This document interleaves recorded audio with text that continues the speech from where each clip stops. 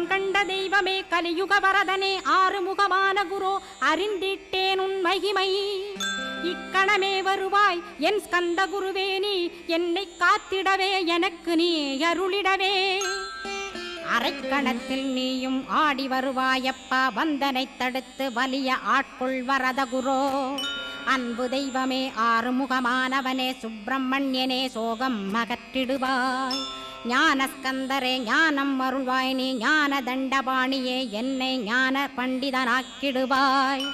அகந்தையலாம் அழித்து அன்பினை ஊட்டிடுவாய், அன்புமயமாக்கி ஆள்கொள்ளுவையப்பா.